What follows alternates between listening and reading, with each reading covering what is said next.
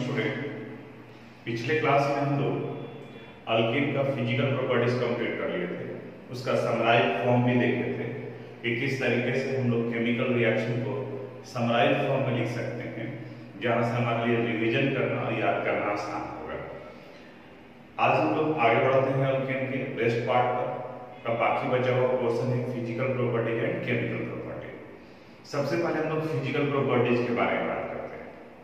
Alkane यानी saturated hydrocarbon in which all carbon atoms are linked with single covalent bond. Starting के 4 members कहने का मतलब C1 to C4 carbon atom containing alkane gaseous state में होते हैं या गैसेस होते हैं। C5 to C17 ये लिक्विड फॉर्म में होता है और C18 to above इससे ऊपर के जितने सारे अल्केन होंगे वो सब के सब सॉलिड स्टेट में एग्जिस्ट करते हैं। They are in solid state. तो मेटल के 3 फॉर्म हैं, तो अल्केन तीनों फॉर्म में पाया जाता है। अब क्वेश्चन इस फॉर्म से आपसे कैसे पूछेगा? सपोज मान लीजिए कि पूछ दिया कि पेंटेन इट मींस C5H12 का फिजिकल स्टेट क्या होगा। अब यहां देखो पेंटेन में 5 कार्बन है और 5 to 17 carbon containing alkane liquid state में पाया जाता है। इसका मतलब ये हुआ कि पेंटेन लिक्विड फॉर्म में पाएगा। डेकेन अगर पूछा गया कि किस में होगा तो 5 to 17 के अंदर में आ रहा है 10, यानी वो भी लिक्विड स्टेट में पाया जाएगा। यानी मीथेन से लेकर ब्यूटेन तक ये गैस होंगे और बाकी के 17 तक के लिक्विड और उससे आगे के सॉलिड स्टेट में पाया जाता है। अल्केन हाइड्रोकार्बन है, ऑर्गेनिक कंपाउंड है और यहाँ लाइक डिसॉल्व लाइक का कंसेप्ट अप्लाई होता है। यानी अल्केन्स वाटर में इनसॉल्युबल होता है but organic solvent like benzene, alcohol, ether उसमें ये सॉल्युबल होगा। ये हमेशा ध्यान रखोगे लाइक डिसॉल्व लाइक, यानी जो आयनिक कंपाउंड है, जो पोलर कंपाउंड है वाटर में सॉल्युबल होगा, जो ऑर्गेनिक जो कोवैलेंट कंपाउंड है वो वाटर में इनसॉल्युबल होगा। कुछ एक को छोड़कर, यानी कुछ ऑर्गेनिक और कोवैलेंट कंपाउंड भी वाटर में सॉल्युबल होते हैं if they are capable to form hydrogen bond with water molecule, तो वो अलग से कंडीशन होगा। ये हाइड्रोकार्बन हाइड्रोजन बॉन्ड का फॉर्मेशन नहीं करते हैं, इसलिए वाटर में इनसॉल्युबल होते हैं। इनका मेल्टिंग पॉइंट वाली point lower member to higher member की तरफ बढ़ता है, यानी कि जो छोटे होंगे उनका मेल्टिंग पॉइंट वाली पॉइंट कम होगा। जैसे मीथेन से ज्यादा होगा इथेन का, इथेन से प्रोपेन, ब्यूटेन, पेंटेन, जैसे जैसे आगे बढ़ोगे उनका इंक्रीज करता जाएगा। लेकिन एक खास बात, यही कंसेप्ट पूरे ऑर्गेनिक केमिस्ट्री में अप्लाई होगा। अगर हम लोग पेंटेन की बात करें C5H12, तो पेंटेन का 3 आइसोमर्स है, याद करो आइसोमेरिज्म हम लोग पढ़े थे। एक नॉर्मल पेंटेन था 1 2 3 4 5, ये फर्स्ट हो गया। फिर लिख सकते हैं हम लोग 2 मिथाइल ब्यूटेन और फिर थर्ड आया था 2 2 डाइमिथाइल प्रोपेन। एक ये हो गया 1 2 3 3 ग्रुप है। अब यहां कहता है कि अगर मॉलिक्यूलर मास अलग अलग है तो जिनका मॉलिक्यूलर मास उनका मेल्टिंग पॉइंट वाले पॉइंट्स ज्यादा होगा, लेकिन इनमें से तीनों का मेल्टिंग पॉइंट वाले points sorry molecular mass same है। अब यहां पर मेल्टिंग पॉइंट वाले पॉइंट किनका ज्यादा और कम होगा, तो कहता है मेल्टिंग पॉइंट और वाले point van der Waals force पर डिपेंड करता है और van der Waals force size पर डिपेंड करते हैं। किसी हाइड्रोकार्बन में जितना ज्यादा ब्रांच लगा रहेगा उसका साइज उतना ही छोटा होगा, यानी कि इसमें सबसे ज्यादा मेल्टिंग पॉइंट वाले पॉइंट नॉर्मल पेंटेन का होगा, उससे कम आइसो का होगा और सबसे कम नियो का होगा। यानी कि अगर इंक्रीजिंग ऑर्डर में देखें हम लोग तो थर्ड से ज्यादा मेल्टिंग पॉइंट वाली पॉइंट सेकेंड स्ट्रक्चर का होगा और सबसे ज्यादा फर्स्ट स्ट्रक्चर का। याद रखने का सिंपल कंसेप्ट है कि जितना ज्यादा ब्रांच मेल्टिंग पॉइंट वाले पॉइंट का वैल्यू उतना ही कम। रीजन, जैसे जैसे ब्रांच बढ़ेगा मॉलिक्यूल का साइज छोटा होता जाएगा। मॉलिक्यूलर साइज पर ही वैन डेर वाल फोर्स लगते हैं, साइज का डायरेक्टली प्रोपोर्शनल होता है, तो van der Waals force weak होगा तो मेल्टिंग पॉइंट और बॉइलिंग पॉइंट भी वीक होगा। तो ये कुछ एक इंपॉर्टेंट फिजिकल प्रॉपर्टीज है जो अल्केन से रिलेटेड। अब हम लोग अल्केन की केमिकल प्रॉपर्टीज पर आते हैं।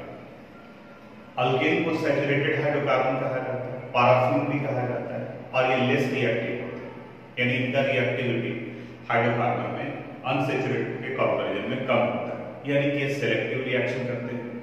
इनमें सबसे पहला रिएक्शन सब्स्टिट्यूशन रिएक्शन है। सब्स्टिट्यूशन यानी कि किसी को हटाकर किसी पे जोड़ने को कहा जाए, उसे सब्स्टिट्यूशन रिएक्शन कहते हैं। इसी में हैलोजेनेशन रिएक्शन इंपॉर्टेंट रिएक्शन है, यानी कि जब अल्केन का रिएक्शन हैलोजन से कराते हैं, like methane when treated with chlorine in the presence of sunlight या अल्ट्रावायलेट लाइट या HNO भी देखो भी लिखा रहेगा, in the presence of sunlight substitution reaction take place and result the formation of chloromethane and hydrogen chloride। ये substitution reaction है। फिर कहता है कि अगर क्लोरीन एक्सेस अमाउंट में हो तो ये चारों हाइड्रोजन एटम को एक एक करके रिप्लेस करेगा, यानी कि फिर नेक्स्ट स्टेज में जो क्लोरोमीथेन बना है फिर ये क्लोरीन के साथ रिएक्ट करेगा। It will result the formation of CH2Cl dichloromethane plus HCl। फिर ये डाइक्लोरोमीथेन का एक हाइड्रोजन एटम फिर रिप्लेस होगा क्लोरीन से। It will result the formation of chloroform CHCl3 plus HCl। इस CHCl3 का अगर क्लोरीन से रिएक्शन कराते हैं then it result the formation of CCl4 और plus HCl, कार्बन टेट्राक्लोराइड का फॉर्मेशन करता है।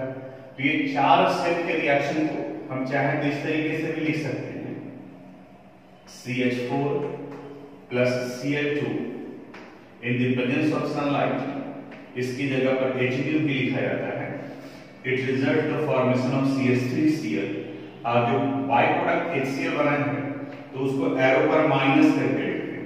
ये चीज ध्यान रखना, एरो के ऊपर में प्लस है इसका मतलब वो रिएक्टेंट है, और माइनस है इसका मतलब वो बाय प्रोडक्ट है, प्रोडक्ट के फॉर्म में निकल रहा है। अब इस CH3Cl में फिर अगर क्लोरीन ऐड करते हैं तो एक HCl बाहर निकलेगा and it will form CH2Cl2। फिर अगर इसका क्लोरीन से रिएक्शन कराते हैं, क्लोरीन ऐड करते हैं तो एक HCl बाहर निकलेगा and it will form CHCl3। और फिर अगर इसका क्लोरीन से रिएक्शन कराते हैं प्लस Cl2 तो हाइड्रोजन क्लोराइड बाहर निकलेगा and it will form CCl4, carbon tetrachloride का फॉर्मेशन करेगा। तो ये सब्स्टिट्यूशन रिएक्शन के एग्जांपल थे। इसी का आप बुक देखेंगे तो मैकेनिज्म पे डिस्कस किया हुआ है। मैकेनिज्म इसी का पढ़ना है आपको 11th क्लास में, हालांकि सिलेबस जो डिडक्ट किया है इस बार में तो उसमें इसको रिमूव कर दिया था, लेकिन उसको हम यहाँ पे एक्सप्लेन करते हैं। फिलहाल इसको यहाँ तक आप नोट कर दीजिएगा। अब हम लोग सब्स्टिट्यूशन रिएक्शन के मैकेनिज्म के बारे में डिस्कस करते हैं। Mechanism step by step processes को कहा जाता है, जो हम लोग थोड़ा सा फर्स्ट चैप्टर में डिस्कस भी किए थे, उसी का यहाँ पर यूज करेंगे। अभी बताएंगे तो आपको याद भी आएगा कि हाँ ये सारा टर्म, ये सारा पार्ट हम लोग जो पहले डिस्कस किए थे। स्टार्ट करते हैं। मैकेनिज्म में हम लोग को हैलोजेनेशन पढ़ना है, तो आगे कि when methane is treated with chlorine in the presence of sunlight और यूवी लाइट, या उसकी जगह पर HNO भी लिखा रहता है, substitution reaction take place and result the formation of chloromethane and hydrogen chloride. इनका फॉर्मेशन होता है। The mechanism of the reaction completed in following 3 steps, और इनका फर्स्ट स्टेप होता है इनिशिएशन स्टेप। नाम से ही पता चल रहा है कि इस जगह पर रिएक्शन स्टार्ट होगा, रिएक्शन का इनिशिएशन होगा, इस जगह पर किसी रिएक्टिव स्पेसीज का फॉर्मेशन होगा। इस इनिशिएशन स्टेप में क्लोरीन मॉलिक्यूल Cl2 इनका होमोलिटिक फिजन होता है इन the presence of sunlight. Homolytic fission और होमोलिसिस में आपको पहले ही बता चुके हैं कि ये कोवेलेंट बॉन्ड ब्रेक करेगा और ये फ्री रेडिकल का फॉर्मेशन करेगा। फ्री रेडिकल न्यूट्रल स्पेसीज को कहा जाता है, विच हैज अनशेयर्ड इलेक्ट्रॉन। ये हाईली रिएक्टिव नेचर का होता है। तो पहले ये स्टेबल था, अब जैसे ही सनलाइट, अब समझ में आ रहा है कि सनलाइट काम क्या करता है, तो ये सनलाइट क्लोरीन मॉलिक्यूल को क्लोरीन फ्री रेडिकल में तोड़ने का काम करता है, यानी कि उनके बॉन्ड को ब्रेक करता है। इसके बाद का सेकंड स्टेज है propagation step. Propagation step it is the longest step, यानी कि ये पूरा रिएक्शन इसी स्टेप में चल रहा होता है। रिएक्टेंट में दूसरा है मीथेन, यानी कि CH4। इनके साथ ये क्लोरीन मॉलिक्यूल रिएक्ट करेगा, क्लोरीन फ्री रेडिकल। इसका एफिनिटी हाइड्रोजन के साथ में ज्यादा है, तो ये मिथाइल फ्री रेडिकल का फॉर्मेशन कर लेता है और साथ में हाइड्रोजन क्लोराइड बनाएगा, यानी कि क्लोरीन हाइड्रोजन के साथ कंबाइन कर एक शेयर बना लिया। क्योंकि इनके पास अनशेयर्ड इलेक्ट्रॉन है तो एक हाइड्रोजन को यहां से हटा दिया, तब दूसरे रिएक्टिव स्पेसिस बच गए मिथाइल। अब ये मिथाइल फ्री रेडिकल क्या करेगा, दूसरे क्लोरीन मॉलिक्यूल के साथ ये कंबाइन करेगा, Cl2 स्टेबल है, इसके साथ कंबाइन करके फॉर्मेशन कर लेगा CH3Cl का और फिर एक क्लोरीन फ्री रेडिकल बन गया। अब यही स्टेप आगे चलता रहेगा, ये क्लोरीन फिर दूसरे मीथेन के साथ कंबाइन कर मिथाइल फ्री रेडिकल बनाएंगे, ये मिथाइल फ्री रेडिकल क्लोरीन के साथ कंबाइन कर फिर क्लोरोमीथेन बनाएंगे। अब ये रिएक्शन चलता रहेगा। थोड़ा अंदाज लगाइए, मीथेन का मॉलिक्यूलर मास है 16 ग्राम। 16 ग्राम मीथेन में 1 मोल मीथेन होगा और 1 मोल का मतलब 6.022 into 10 to the power 23 molecules होंगे मीथेन के। 16 ग्राम कितना होगा सब्सटेंस, ये अंदाज तो आप लगा सकते हैं, और उसमें 6.022 into 10 to the power 23 molecules होंगे, यानी कि एक दूसरे के साथ में रिएक्ट करने के लिए लार्ज नंबर ऑफ मॉलिक्यूल्स वहां पर अवेलेबल हैं और सभी इसी अनुसार से कंटिन्यूअसली चल रहा होगा। एक समय ऐसा आएगा कि आपको एक रिएक्टेंट कंज्यूम हो गया, पूरी तरह से खत्म हो गया, तब लास्ट का स्टेप आता है जिसे हम लोग टर्मिनेशन स्टेप कहते हैं। मैकेनिज्म का ये लास्ट स्टेप है, टर्मिनेशन स्टेप। अब इस टर्मिनेशन स्टेप में कई ऑप्शन होंगे, मे भी हो सकता है कि एक मिथाइल फ्री रेडिकल और एक क्लोरीन फ्री रेडिकल बचा हुआ रह गया, तो ये मिथाइल फ्री रेडिकल और क्लोरीन फ्री रेडिकल इन दोनों के पास में अनशेयर्ड इलेक्ट्रॉन है, तो ये कंबाइन कर क्लोरोमीथेन का फॉर्मेशन कर लेगा। ऐसा भी हो सकता है दूसरा ऑप्शन कि 2 मिथाइल फ्री रेडिकल बचे रहे, क्लोरीन पूरा कंज्यूम हो गया, तो ये दोनों कंबाइन कर इथेन का फॉर्मेशन कर लेंगे, लेकिन एक ही मॉलिक्यूल होगा इथेन का।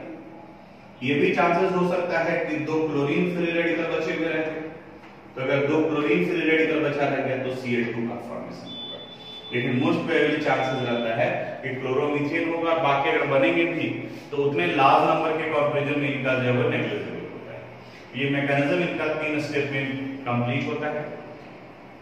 पहले ये इंपॉर्टेंट पोर्शन होता था क्योंकि यही एक मैकेनिज्म पढ़ना था 11th स्टैंडर्ड में, तो पूछा जाता था जनरली स्कूल एग्जामिनेशन में, क्योंकि 11th इंटरनल एग्जाम होता है। लेकिन इस बार में सिलेबस में से डिलीटेड है, तो आपके स्कूल एग्जामिनेशन में पूछने के चांसेस कम है, बट फिर भी चूंकि ये स्कूल पे डिपेंड करता है, तो आपके फैकल्टी अगर पढ़ाएं भी, उसको डिस्कस किए हैं, तो मे भी वो पूछ सकते हैं, इसलिए हम इसको यहाँ बता दिए। आप इसको अपनी कॉपी में PDF के अनुसार से नोट कर लीजिए। अभी हम लोग सब्स्टिट्यूशन रिएक्शन पढ़ रहे थे, अब आते हैं नेक्स्ट केमिकल प्रॉपर्टी पर, यानी कि कंबशन। कंबशन का मतलब होता है the process of burning of substance in the presence of oxygen. जितने हाइड्रोकार्बन थे, हाइड्रोकार्बन यानी कि carbon and hydrogen, they bond in the presence of oxygen to give carbon dioxide and water. यानी कि अगर मीथेन का कंबशन कराते हैं तो भी कार्बन डाइऑक्साइड और वाटर का फॉर्मेशन होगा। इक्वेशन बैलेंस करने के लिए हाइड्रोजन 4 है, तो यहाँ 2 आप लगा दोगे, यहाँ पर 2। ये हीट करने पर होता है, इसलिए हीट का साइन लगा दिए। कोई दूसरे मेंबर भी आप ले सकते हैं, सपोज C2H6 लिए, इनका कंबशन कराते हैं तो यहाँ भी कार्बन डाइऑक्साइड और वाटर का ही फॉर्मेशन होगा, सिर्फ आपको बैलेंस करने के लिए यूज करना पड़ेगा। 4CO2 12 है, तो यहाँ पर 6 कर दिए और इस जगह पर 7O2 का फॉर्मेशन होगा। तो ये केमिकल प्रॉपर्टी सेकंड था, कंबशन। फिर थोड़ा सा सीक्वेंस बुक से डिफर करेगा। थर्ड है रिएक्शन विद स्टीम। स्टीम के साथ रिएक्शन कराएंगे तो क्या होगा, रिएक्शन विद स्टीम। जब हाइड्रोकार्बन का अल्केन का रिएक्शन स्टीम के साथ कराते हैं, इन the presence of catalyst nickel, steam यानी कि H2 वाटर ही होगा, गैसेस फॉर्म में है ये। इन the presence of nickel where it result the formation of carbon monoxide and hydrogen, CO and H2 का फॉर्मेशन करता है। यहाँ 4 and 2 6 हाइड्रोजन है, इसलिए बैलेंस करने के लिए आपको 3 लगाना पड़ेगा। ये रिएक्शन हुआ। फिर है फोर्थ में पायरोलिसिस। पायरोलिसिस, पायरो का मतलब हीट होता है और लिसिस का मतलब ब्रेकअप, यानी कि अगर हीट करने पर कोई सब्सटेंस ब्रेक करता है, then the chemical reaction is called pyrolysis। तो इस पायरोलिसिस में बिगर सैचुरेटेड हाइड्रोकार्बन यानी कि जिनका नंबर लार्ज है, उनको जब स्ट्रांगली हीट करते हैं इन the presence of suitable catalyst, तो ये ब्रेक कर अल्केन और अल्कीन का फॉर्मेशन करते हैं। जैसे एक एग्जांपल आप बुक में भी देखोगे, एक एग्जांपल हम लोग यहाँ डिस्कस कर रहे हैं, जैसे हेक्सेन है C6H14 और ऑन पायरोलिसिस आप यहाँ पर पायरोलिसिस भी लिख सकते हो। तो ये सेंस ही निकलता है कि पायरोलिसिस का मतलब हीट करके इसको ब्रेक किया गया है। तो एक सैचुरेटेड हाइड्रोकार्बन और दूसरा अनसैचुरेटेड हाइड्रोकार्बन का फॉर्मेशन करेगा। अब जैसे अगर मान लीजिए आप यहाँ एक ले लिए C4H10 यानी कि ब्यूटेन, तब दूसरा कौन सा पार्ट होगा इनके मॉलिक्यूलर फार्मूला को देखो, इसमें कार्बन 6 है, यहाँ 4 हो गया, तो बाकी का बचा रह जाएगा 2। हाइड्रोजन 14 है और यहाँ 10 हो चुका है, तो इसका मतलब यहाँ C2H4, तो ये इथीन का फॉर्मेशन कर लिया।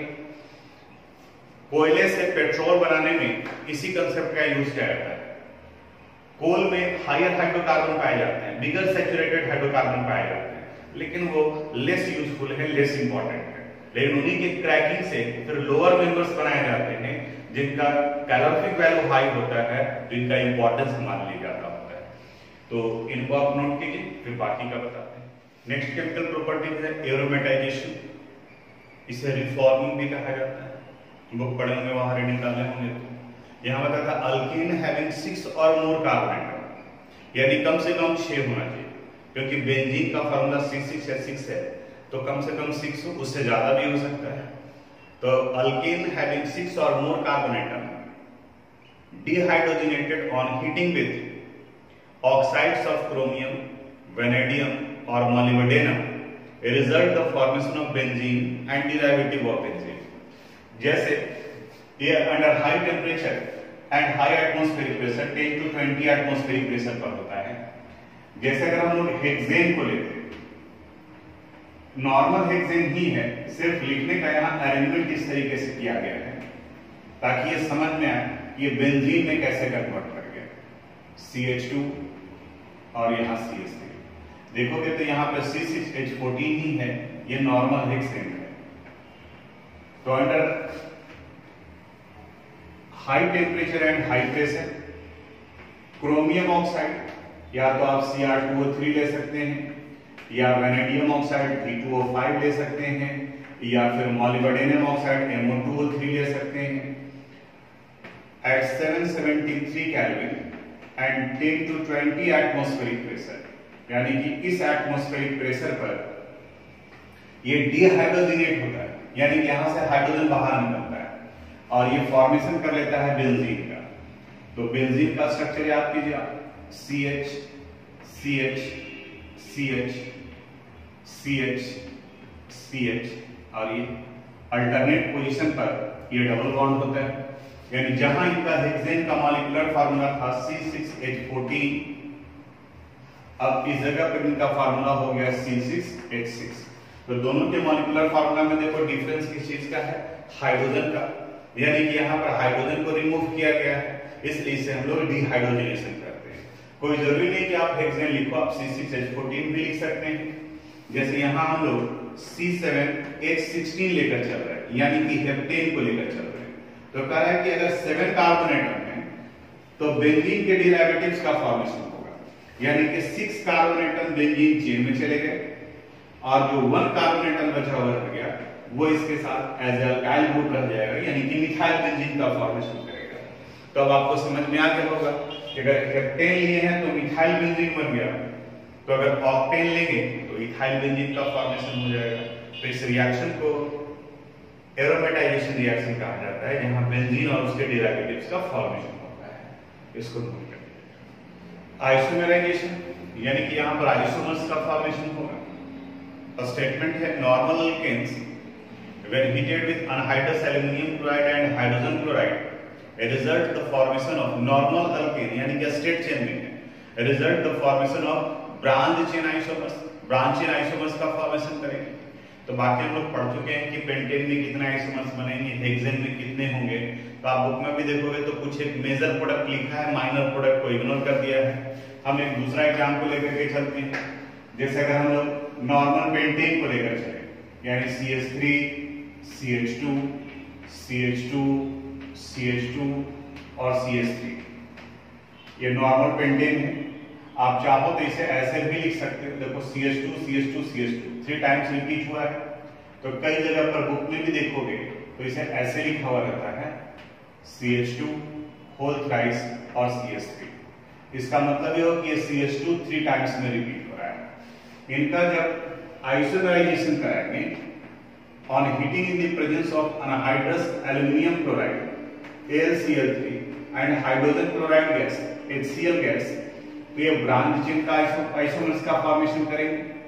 तो पेंटेन का ब्रांच चेन आइसोमर याद करो, CH3 CH2 1 2 3 4 CH3, और एक नियोपेंटेन भी बनता है, याद कीजिए आप। ये भी ब्रांच है, जहां ऊपर और नीचे दोनों जगह पर ब्रांच बनता है, CH3 और ये CH3।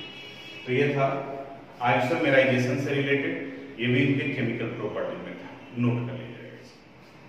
अल्केन के लास्ट केमिकल प्रॉपर्टी में है कंट्रोल्ड ऑक्सीडेशन। कंट्रोल्ड ऑक्सीडेशन यानी कि ऑक्सीडेशन का मतलब होता है जनरली ऑक्सीजन के प्रेजेंस में रिएक्शन। तो एक ऑक्सीजन के प्रेजेंस में कार्बन डाइऑक्साइड और वाटर का फॉर्मेशन किया, यानी कि एक तरीके से वहां कंबशन हो रहा है, बर्निंग हो रहा है। लेकिन अगर इसी ऑक्सीडेशन को हम लोग कंट्रोल करते हैं कैटलिस्ट की वजह से, वहां पर भी वो ऑक्सीडाइज होते हैं, यानी कि इग्निशन टेम्परेचर से नीचे ये रिएक्शन होगा। तो वैसे कंडीशंस में ये डिफरेंट प्रोडक्ट का फॉर्मेशन करते हैं। अभी तक आप सिर्फ ये जानते थे कि ये catalyst can increase the rate of reaction, decrease भी करता है, 12th में पढ़ेंगे हम लोग। लेकिन इस जगह पर आपको एक और कंसेप्ट मिलेगा, एक और जानकारी मिलेगा कैटलिस्ट के बारे में, कि catalyst not only affect the rate of reaction but it also decide the product. जैसे इन दोनों इक्वेशन में देखोगे मीथेन और ऑक्सीजन है, मीथेन और ऑक्सीजन है, रिएक्टेंट दोनों में सेम है, लेकिन प्रोडक्ट दोनों में अलग अलग है। एक में अल्कोहल बना है, दूसरे में एल्डिहाइड बना है। अब एक में अल्कोहल और एक में एल्डिहाइड, ये डिफर कैसे किया? तो कॉपर और मोलिब्डेनम ऑक्साइड की वजह से। यानी कि एक में कैटलिस्ट जब कॉपर है तो वहां अल्कोहल बना, और जब मोलिब्डेनम ऑक्साइड है तो उस कंडीशंस में एल्डिहाइड का फॉर्मेशन किया। यानी कि सेम रिएक्टेंट होते हुए भी कंडीशन अगर चेंज करते, कैटलिस्ट अगर चेंज करते, तो प्रोडक्ट डिफर कर जाता है। यानी कि प्रोडक्ट सिर्फ रिएक्टेंट पर ही नहीं, कंडीशन पर भी डिपेंड करता है। इस बात को भी ध्यान में रखोगे। आप लोग देखे होंगे तो वहां पर इथेन का मैंगनीज एसीटेट के साथ में कराया गया ऑक्सीडेशन, तो एसिटिक एसिड का फॉर्मेशन हुआ है। तो यानी कि प्रोडक्ट अलग अलग होते हैं हाइड्रोकार्बन के कंट्रोल्ड ऑक्सीडेशन से। ये इतना इसके केमिकल प्रॉपर्टीज से रिलेटेड था, जिसको आज हम लोग डिस्कस किए। आप इसी में देखेंगे तो एक और आइसोमरिज्म डिस्कस किया है, जिसे कन्फॉर्मेशनल आइसोमर्स कहा जाता है। ये कन्फॉर्मेशनल आइसोमर्स स्पेशियल अरेंजमेंट की वजह से आता है, 3 डायमेंशनल वे में अरेंजमेंट होता है, उसको आगे डिस्कस करेंगे। अब यहाँ पर हम लोग एक अलग तरीके का आइसोमर्स पढ़ रहे हैं, जिसे हम लोग कन्फॉर्मेशनल आइसोमर्स करते हैं। ये अल्केन के केस में होता है, and which contain at least 2 carbon atom, यानी कि इथेन से शुरू होता है। संयोग से हमें हमारे सिलेबस में सिर्फ इथेन का ही पढ़ना है। इसे कन्फॉर्मेशनल आइसोमर्स, रोटामर्स या कन्फॉर्मेशन या कन्फॉर्मर्स भी कहा जाता है, और ये बताता है कि 2 or more different form of alkane which differ from each other due to rotation of sigma bond, यानी कि सिग्मा बॉन्ड के रोटेशन की वजह से उनके साथ में अटैच्ड कार्बन और हाइड्रोजन बॉन्ड का डिस्टेंस अलग अलग हो जाता है, तो उसे हम लोग कन्फॉर्मेशनल आइसोमर्स कहते हैं। जैसे इथेन को अगर लेकर के चले हम लोग, तो इथेन का मॉलिक्यूलर फार्मूला होता है C2H6। इसे हम लोग स्ट्रक्चर लिखते हैं तो इस तरीके से लिखते हैं CH और ये H। कन्फॉर्मेशनल आइसोमर्स को समझाने के लिए हम यहाँ पर आपको ये पेन और पेज से समझाने की कोशिश करते हैं। थोड़ा सा ध्यान से इसको देखना, एक बिल्कुल यूनिक है कन्फॉर्मेशनल आइसोमर्स, नया है आपके लिए, इसलिए थोड़ा ध्यान देना होगा यहाँ पर। मान करके चलो कि ये इथेन को रिप्रेजेंट कर रहा है। इस इथेन में ये जो रेड कलर का पेन का जो लाइन दिख रहा है, वो इस बॉन्ड को रिप्रेजेंट कर रहा है। यहाँ पर ये 3 पॉइंट ट्रायंगुलर शेप में जो दिख रहा है, वो हाइड्रोजन एटम है और बीच में ये कार्बन है। तो ये कार्बन का हाइड्रोजन हाइड्रोजन हाइड्रोजन CH3, और ये दूसरे कार्बन एटम का CH3 हाइड्रोजन हाइड्रोजन और हाइड्रोजन, यानी कि C2H6 है। अब कहता है कि इस सिग्मा बॉन्ड के रोटेशन की वजह से, देखो इसको रोटेट कर रहे हैं, तो जब ये सिग्मा बॉन्ड रोटेट करता है तो एक हाइड्रोजन और दूसरे हाइड्रोजन एटम के बीच का डिस्टेंस डिफर करता है, और इस तरीके से इनके बीच में infinite different types of arrangement possible है, जिसमें से दो इंपॉर्टेंट है, एक को स्टैगर्ड और दूसरे को इक्लिप्स कहा जाता है। इक्लिप्स जैसे सोलर इक्लिप्स और लूनर इक्लिप्स आप जानते हैं। इक्लिप्स यानी कि एक दूसरे को हाइड कर लेना, छुपा लेना।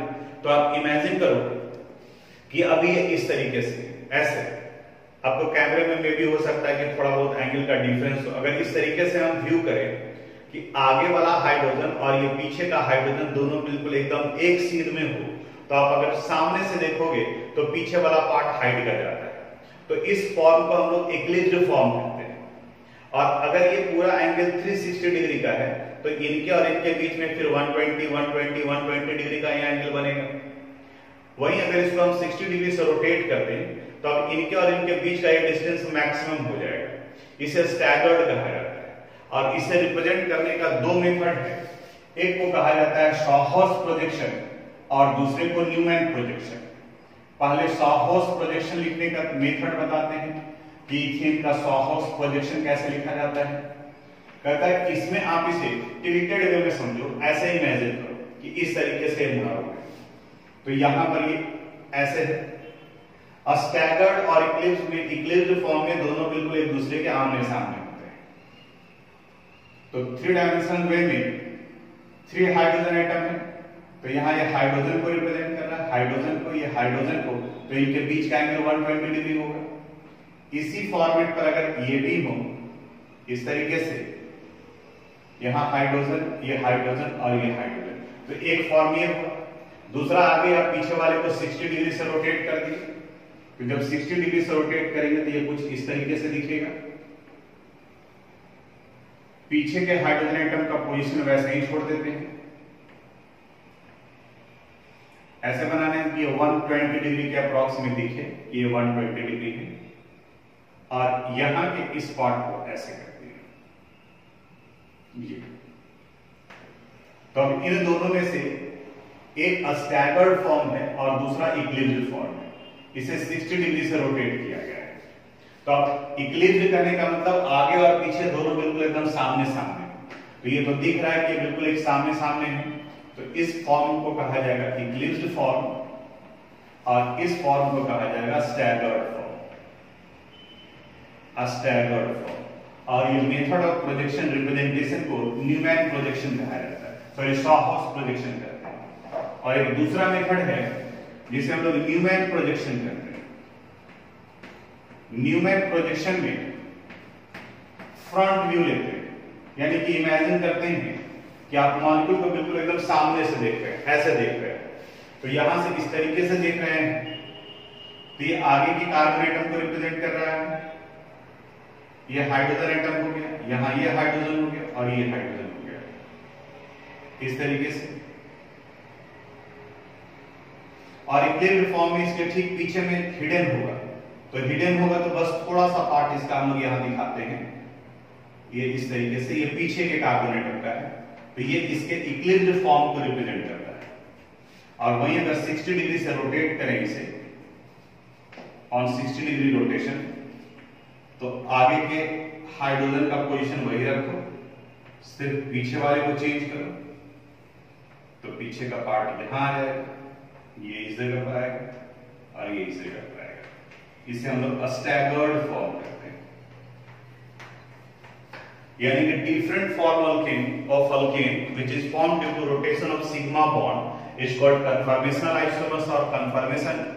ये infinite different types of conformation या कन्फर्मेशनल आइसोमर पॉसिबल हैं, जिसमें से दो इंपॉर्टेंट है, इक्लिप्स्ड और स्टैगर्ड। इनके बीच का कोई भी आप कर सकते हो कि 60 डिग्री के बजाय 59 डिग्री रोटेट करें तो बिल्कुल वो भी आएगा।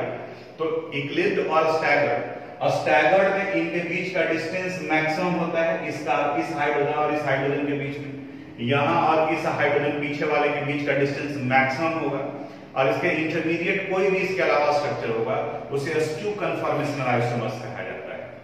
और अगर स्टेबिलिटी की बात की जाए तो जहां पर रिपल्सन ज्यादा होगा उसका स्टेबिलिटी कम होगा। तो रिपल्सन तो तभी ज्यादा होगा जब इनके बीच का डिस्टेंस मिनिमम हो। तो इक्लिप्स्ड फॉर्म में दो हाइड्रोजन एटम के बीच का डिस्टेंस मिनिमम होता है, स्टैगर्ड फॉर्म के बीच का डिस्टेंस मैक्सिमम होता है, इसलिए स्टैगर्ड फॉर्म स्टेबल माना जाता है in comparison to equilibrium form. तो ये इथेन का बनाना था। आपके सिलेबस में इसी तरीके से क्वेश्चन कहेगा draw the conformational isomers of ethane, तो सिर्फ इथेन का ही पढ़ना है, तो आप इसको यहाँ से इस तरीके से नोट कर सकते हैं। तो आज हम लोग का अल्केन कंप्लीट हो गया, पूरा नोमेनक्लेचर, प्रिपरेशन, प्रॉपर्टी, ये सब। अब उसी तरह से अगले क्लास में अल्कीन स्टार्ट करेंगे, लेकिन अल्कीन का नोमेनक्लेचर और आइसोमरिज्म आप कर लोगे। हम ज्योमेट्रिकल आइसोमरिज्म से स्टार्ट करेंगे और फिर उसके प्रिपरेशन और फिजिकल प्रॉपर्टीज तक कंप्लीट कर लेंगे। तो आज यहीं तक, बाकी अगले क्लास में डिस्कस करेंगे।